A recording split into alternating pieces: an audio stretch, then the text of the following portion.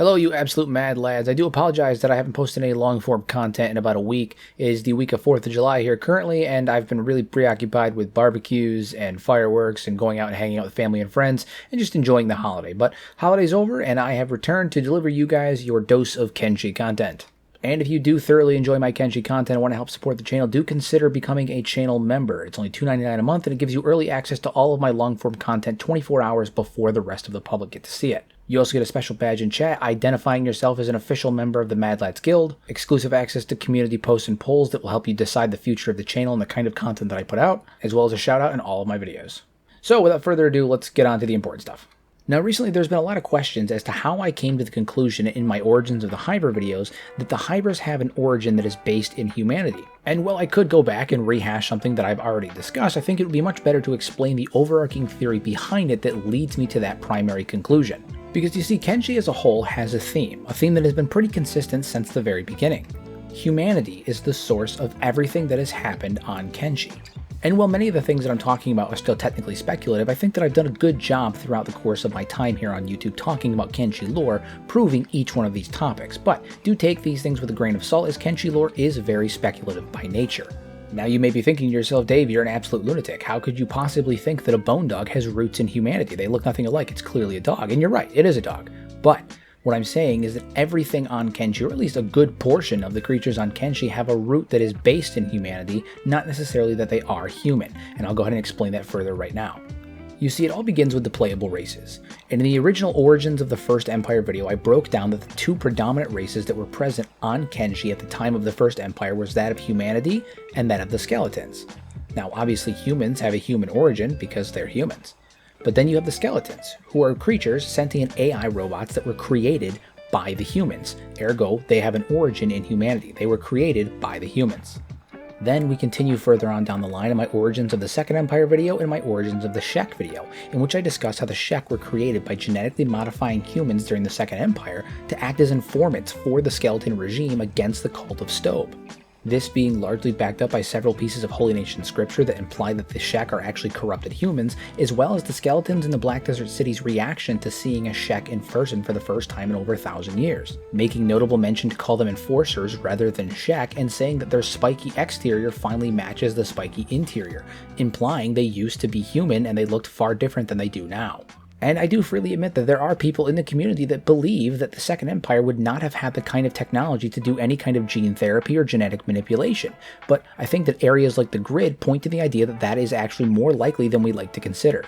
You see, the Grid, which was the breadbasket of the Second Empire, was destroyed by a very large nuclear explosion. And we know that the explosion was nuclear in origin because of the presence of titronite inside the crater, which breaks into the Grid and ultimately led to the famine of the Second Empire. And for those of you who don't know, titronite is a green hueish stone that only forms in the presence of a nuclear explosion. A nuclear explosion, mind you, that is only artificial in nature. It has never been found naturally. It only happens at the site of a nuclear impact. Now, taking this information about a nuclear explosion in the Grid and pairing it with the fact that the Second Empire was built using the salvaged materials of the ruined First, including the capital, which was essentially the ruined capital of the First Empire that had been salvaged and scrapped and turned into a new base of operations for the Second, you realize that this technology was not entirely lost in the transition between the First and Second Empire, but was rather later scrapped, salvaged, and reused and repurposed by Catlan to create his empire. So when you consider all of that, the idea of gene therapy becomes far more reasonable when you look at the other kinds of technology that were being utilized during the Second Empire.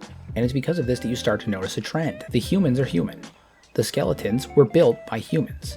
The Shek used to be human and were modified by skeletons who were made by humans. And then you have the Hivers, who many believe to be the natives of Kenshi. And while that theory does seem to have some merit, I don't think that it follows the overall trend that we see on Kenshi.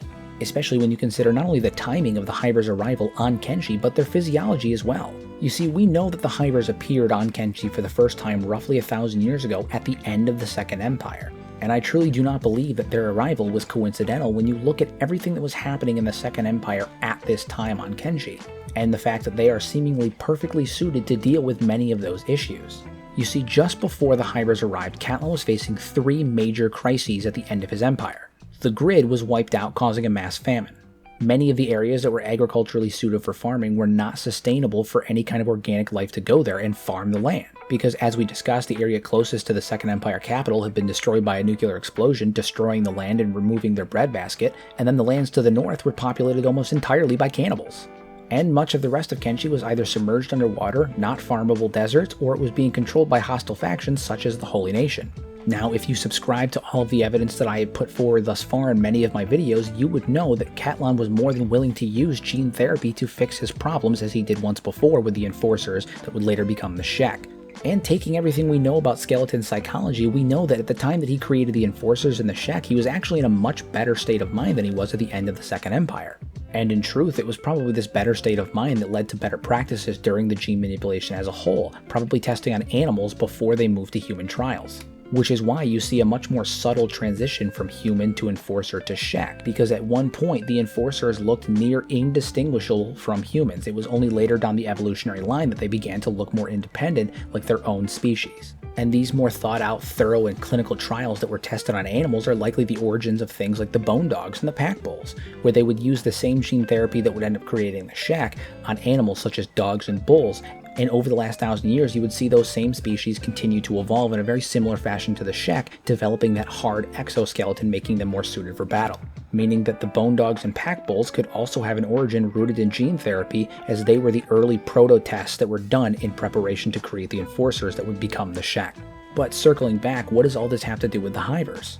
Well, at the end of the Second Empire, Catlan was much more paranoid. He would care far less about things like clinical trials, moral obligations, or ethical implications for his testing.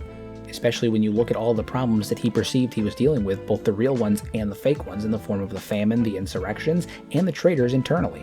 And as I said before, we already know that Catlan is more than willing to experiment on his citizens to fix the problems that he perceives. So he would then go on to modify the genes of some of his human citizens to make them more resistant to things like starvation, hence why the Hivers have such a low rate of hunger loss in the game. Through the usage of pheromone links, make them far more malleable and easy to control to prevent future insurrections and secessions. Make them more resistant to Kenshi's more inhospitable environmental conditions like acid rain and radiation to make them a better workforce, and frankly make them better suited for working in areas that humans may have been previously unable to work in, like those of some of Kenshi's more fertile lands. And lastly, make them able to reproduce and populate rather quickly, using the queen as a genetic template with an incubator built into her body, and the rest of the Hivers only have to collect bioorganic material to fuel that incubation process. The Hivers are incredibly replicable. So all of their physiological traits are perfectly balanced to fix all of the problems that Catlan would perceive at the end of the Second Empire, and I don't think that is a coincidence, especially when again you consider they didn't show up until these problems were a thing.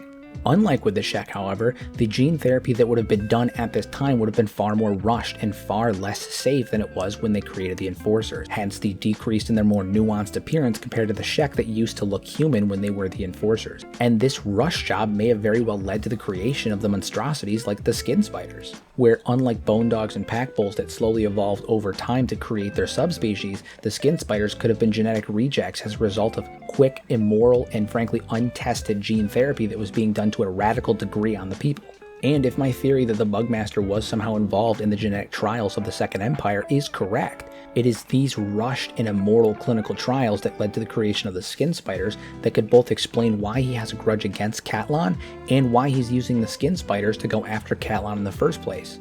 As in a strange, ironic, and metaphorical way, these skin spiders would almost be like the victims of Catlan's insanity and the immoral and unethical trials that occurred in the process of creating the Hivers. So whereas the humans that became the Enforcers were transitioned in a much more subtle and nuanced way, the Hivers were done so rapidly and so aggressively that they ended up creating these monstrosities, and that would also act as the catalyst for why the Bugmaster turned on Catlan.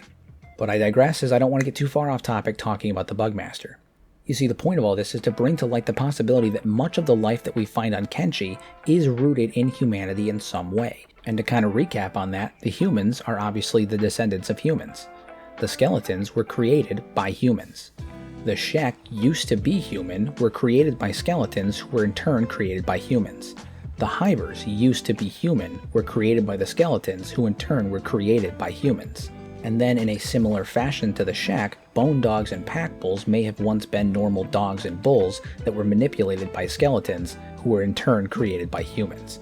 And lastly, in a much more aggressive and egregious fashion, the skin spiders may very well have once been humans who had their genes manipulated improperly due to non-thorough testing and immoral practices by the skeletons of the Second Empire who were trying to create the Hivers, and those skeletons again were created by the humans.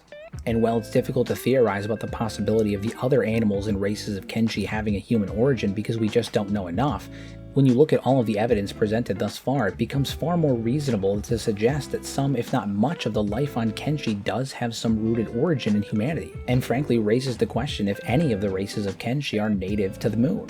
The most likely candidate for the natives of Kenshi, in my opinion, being either the fishmen or the leviathans.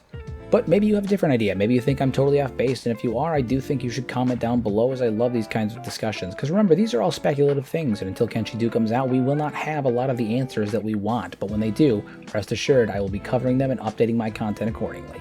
This has been Here in His Head. Remember to use your powers for good instead of evil. Make a difference in someone's life, and for the love of God, don't tell me that the big things used to be human. I am not ready for that.